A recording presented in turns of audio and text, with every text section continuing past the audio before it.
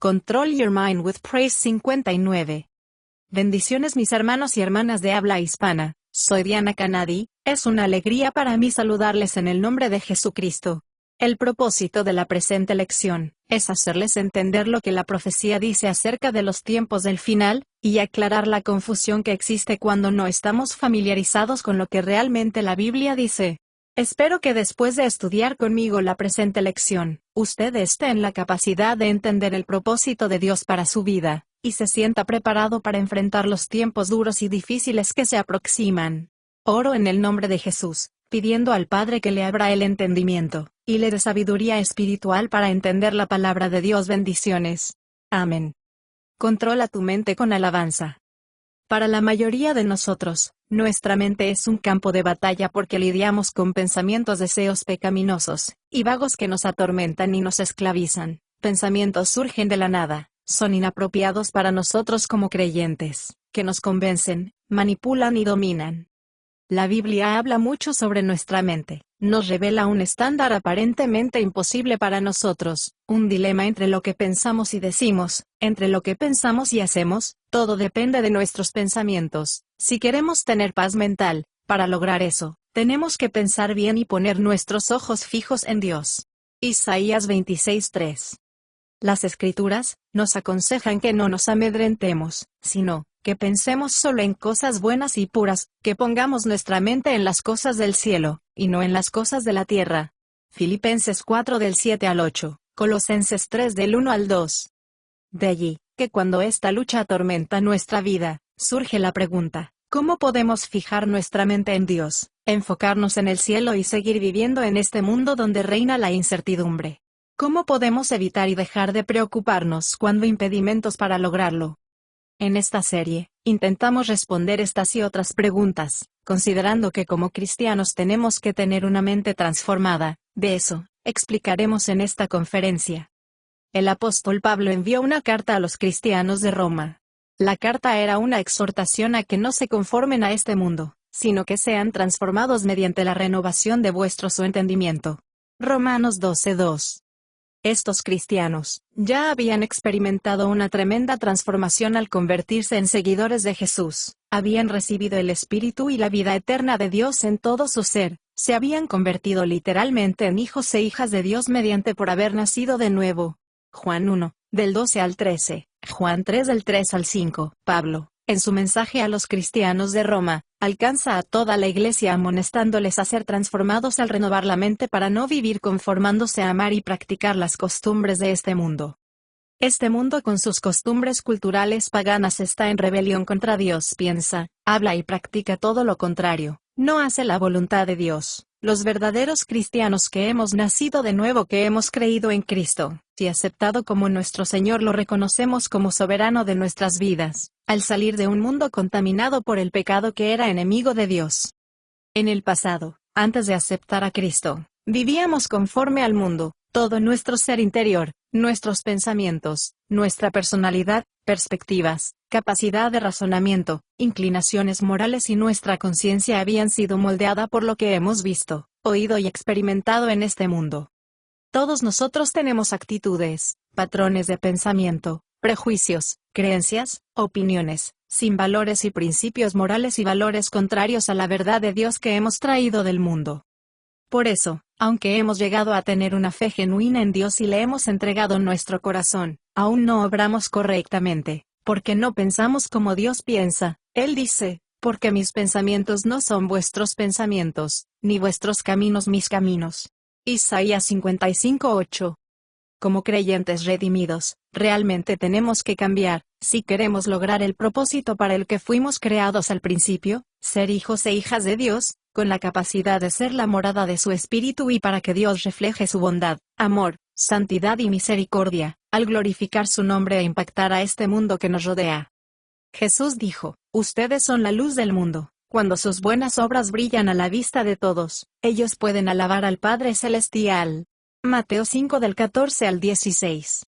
La forma en que vivimos y actuamos se fundamenta en nuestra forma de pensar. Si nuestros pensamientos no concuerdan con los pensamientos de Dios, no reflejan la imagen exacta del Padre y de Cristo. Nuestra mente tiene que ser renovada. Romanos 12:2. Debemos dejar que Dios nos transforme interiormente cambiando nuestra forma de pensar. Dios no puede morar ni obrar en una mente contaminada y dominada por el pecado. Cuando nuestra mentalidades cambian, nuestras actitudes son transformadas.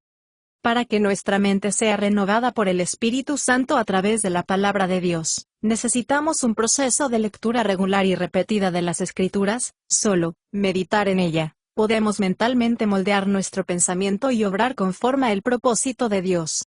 Segunda de Corintios 3:18. La forma en que vivimos, es decir, el carácter y comportamiento que tenemos, es resultado de la visión de la realidad que tenemos, es decir, la forma en que vemos las cosas. Todo lo que creemos sobre la realidad se fundamenta en la información que hemos recibido de este mundo a lo largo de nuestra vida.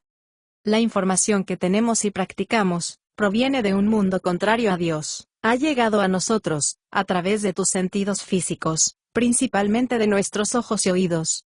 Nuestros sentidos no comprenden la real situación, porque es una realidad que no sé percibir. Nuestros sentidos no están en la capacidad de ver si realmente existen las realidades invisibles.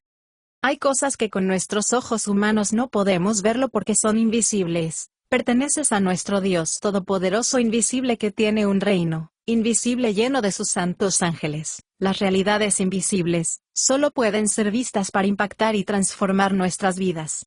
Colosenses 1:16, Primera de Timoteo 1:17, Hebreos 11:13. Hay cosas que no podemos ver porque aún pertenecen a la vida que está por venir. En el cielo, todos nos reencontraremos con nuestros familiares y amigos. Allí, tendremos reversión de la pérdida, el dolor y la injusticia que sufrimos al estar en este mundo. Allí recibiremos las recompensas por el servicio fiel a Dios, porque en aquel entonces, la nueva tierra será renovada a las condiciones que tenían antes de que el pecado contaminara el mundo. Romanos 8:18. Solo Dios, en su omnisciencia, todo lo ve y todo lo sabe, controla los hechos en cualquier situación, revelándonos con su poder estas realidades invisibles, al demostrarnos cómo realmente son las cosas a través de su palabra escrita, la Biblia. Una mente renovada ve las cosas como realmente son, porque las ve según Dios. Una mente renovada piensa y acciona conforme con las realidades invisibles, porque sabe cómo afectan nuestro carácter y comportamiento. Una mente renovada no reniega de lo que ve y siente, no se amedrenta de lo que acontece en este mundo, porque reconoce que hay más en la realidad de las cosas que no vemos que en las cosas que vemos y sentimos. Renovar nuestra mente es un milagro, nos ayuda a lograr un cambio permanente en la visión de nuestra realidad y de nuestras perspectivas, pero requiere tiempo y esfuerzo. La semana pasada hablamos sobre cómo controlar nuestra mente en medio de las dificultades, mientras nuestra perspectiva, o visión de la realidad cambia. Para controlar nuestra mente, primero debemos comprender que nuestros sentidos físicos funcionan automáticamente, y nos comunican constantemente la información del mundo visible a nuestra mente. A medida que nuestra mente recibe esta información, se generan automáticamente pensamientos y emociones. Es entonces, cuando nuestra mente comienza a procesarla, a sacar conclusiones y tomar decisiones sobre lo que debemos o no hacer. Para lograr esto, tenemos que examinarse y comenzar a hablarte a nosotros mismos sobre lo que vemos y cómo sentimos.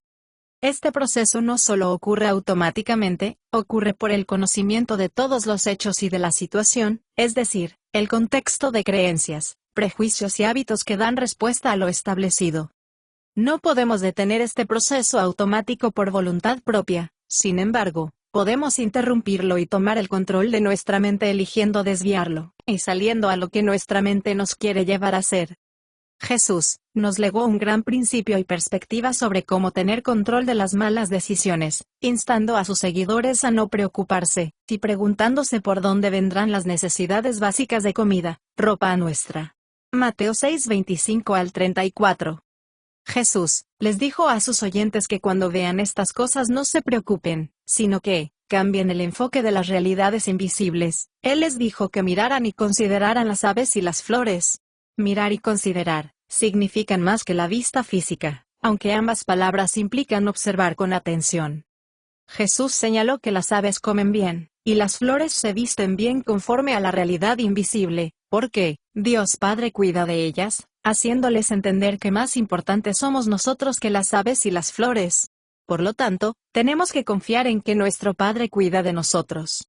La palabra griega preocupación de Mateo 6:25, proviene de una palabra griega que se traduce distracción.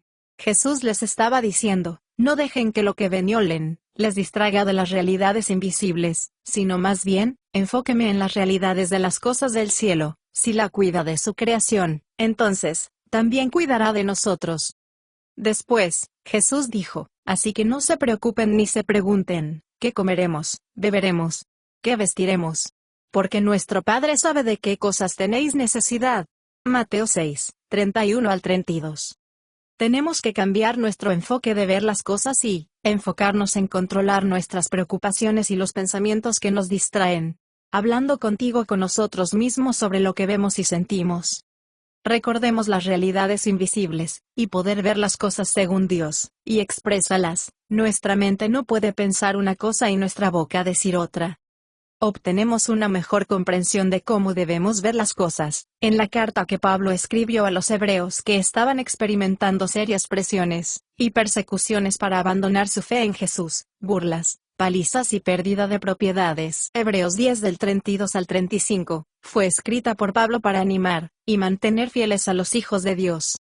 Pablo les dijo, corramos con perseverancia la carrera que Dios nos ha puesto delante, puestos los ojos en Jesús, el autor y consumador de la fe, considerando a aquel que soportó tanta hostilidad de parte de los pecadores contra sí mismo, para que no se cansen ni se desanimen. Hebreos 1:12 del 1 al 3. Ahora, notemos que a Pablo le preocupaba para que las presiones y persecuciones que enfrentaban los creyentes no los cansaran y desanimaran. Observen lo que Pablo les amonestó a hacer, a que no apartaran la mirada de las cosas que se podían ver a las cosas que no se podía ver, que se fijaran en el Señor Jesucristo, quien es la fuente y el consumador de nuestra fe y confianza en Dios. Cuando Pablo escribió estas palabras, acababa de enumerar a numerosas personas de la historia de Israel que hicieron hazañas y soportaron momentos difíciles, enseñando a que sus seguidores no se enfocaran en el presente visible, sino que consideraran lo que no podían ver, las realidades invisibles del reino de Dios. Veamos varios ejemplos. Pablo recordó a sus lectores a José, el bisnieto de Abraham, a quien sus hermanos, motivados por los celos, lo vendieron como esclavo y le dijeron a su padre que lo habían comido las fieras. Génesis 37:50. Podríamos hacer una serie sobre lo que le sucedió a José, pero consideren solo estos puntos para afirmar este tema. José fue llevado a Egipto por traficantes de esclavos, soportó muchas dificultades, pero Dios estuvo con él, y finalmente se convirtió en el segundo al mando en Egipto, a cargo de un programa de distribución de alimentos que alimentó a miles de personas durante una época de gran hambruna. Dios le hizo dos promesas a José antes de que comenzaran sus problemas: sería levantado grandemente, pero luego sufriría y regresaría a su patria Canaán, la actual Israel. Génesis 37 del 5 al 8, Génesis 35 del 9 al 12. La primera promesa se cumplió durante la vida de José, pero no la segunda cuando José regresó a su tierra. Poco antes de morir, José hizo prometer a su familia para que lleven sus huesos cuando regresaran a Canaán. Notemos el comentario de Pablo, por fe que José, cuando estaba a punto de morir, habló con confianza de que Dios sacaría al pueblo de Israel de Egipto, y por eso, ordenó que se llevaran sus huesos consigo cuando se regresaran a Canaán. Hebreos 11:22. José no solo estaba convencido de que Dios traería a Israel de regreso a casa, sino que sabía que su cuerpo resucitara, volvería a estar en su tierra natal. Job 19 del 25 al 26. José vivió conforme a realidades invisibles, Dios con él en el momento presente, así como una restauración y recompensa futuras en la vida venidera. Esto le dio paz mental. La palabra griega que Pablo usó para referirse a José cuando habló de estas cosas, significa ejercitar la memoria o recordar. José mantuvo su enfoque recordando las promesas de Dios. Moisés fue otro hombre que ordenó su vida conforme a realidades invisibles. Moisés nació mientras los descendientes de José estaban esclavizados en Egipto. Éxodo 1 al 4, a través de una serie de eventos, Moisés terminó siendo criado en la casa del faraón como príncipe de Egipto, pero dejó esa vida para reunirse con su pueblo sufriente. Creemos que nuestros puntos de vista de Pablo nos muestra una idea del estado mental de Moisés para libertar y traer de regreso a su pueblo.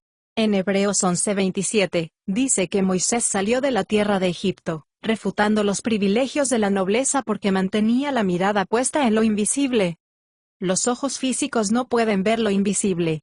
Según Pablo, implica percibir con la mente, dirigiendo el pensamiento al objeto. Moisés mantuvo su enfoque, su atención, en el Dios invisible a través de su palabra, de sus promesas a su pueblo, y eso lo ayudó a perseverar y esperar en Dios. Moisés escribió varios salmos, incluyendo el Salmo 94. Observemos un versículo que nos da una idea de las cosas invisibles.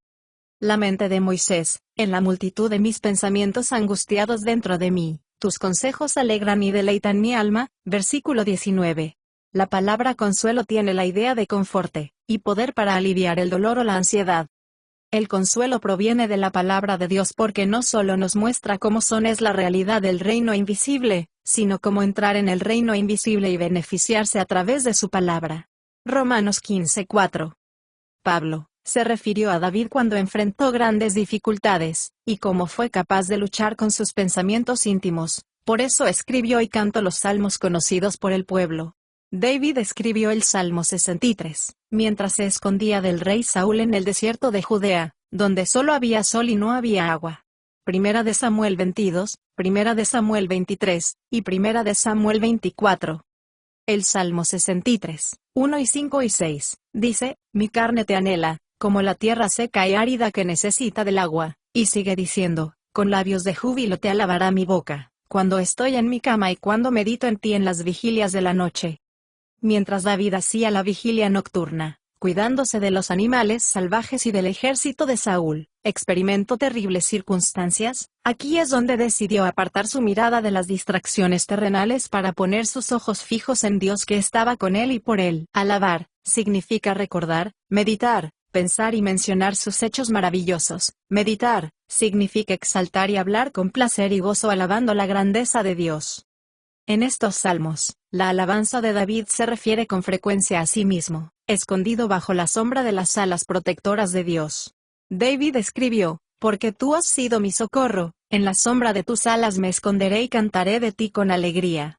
Ten piedad de mí, oh Dios, porque en ti se refugia mi alma, en la sombra de tus alas me esconderé hasta que pasen las tormentas destructoras. Salmo 57. En el Salmo 63, cuando David vivía en un desierto, por donde quiera que miraba, solo veía un paisaje desolador y peligroso. En el Salmo 57, cuando David se escondía en una cueva por donde quiera que miraba, solo veía paredes de la cueva. Sin embargo, David mirando estas cosas nunca se amedrentó, más bien decidió centrarse en realidades invisibles, confiando en el cuidado y la protección de Dios. Abriendo su boca alababa su nombre. Mi corazón está firme, oh Dios, mi corazón está firme y confiado.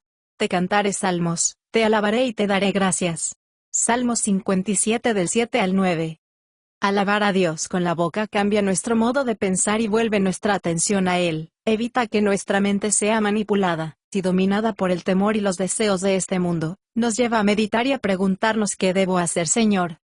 La alabanza en realidad es el lenguaje de la fe, cuando alabamos a nuestro Dios Todopoderoso, eterno e invisible, reconociendo que su ayuda viene de Él. Aunque no lo podamos percibir, movemos el mundo invisible a nuestro favor, nuestra confianza en Él crece y nuestra convicción que Él está con nosotros aumenta, que tenemos su poder para afrontar cualquier situación. Para lograr toma tiempo, no podemos cambiar tu perspectiva y renovar nuestra mente de la noche a la mañana. Abandonar nuestra confianza en las cosas temporales es difícil, pero no imposible cuando descubrimos el secreto de alabar a Dios, y lograr absoluta confianza que Él siempre nos sacará de los problemas.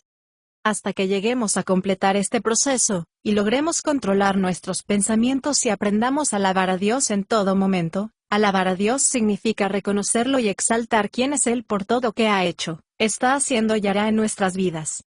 Cuando alabamos a Dios ponemos toda nuestra atención en Él. Tenemos poder sobrenatural para refutar todas las distracciones de este mundo. Podemos ver las cosas tal como realmente son, Dios con nosotros y en nosotros, que nos ayudará a superar cualquier situación que enfrentamos librándonos de todo problema, y de las trampas del diablo hasta que seamos levantados en las nubes. Más la próxima semana. Bendiciones. Diana.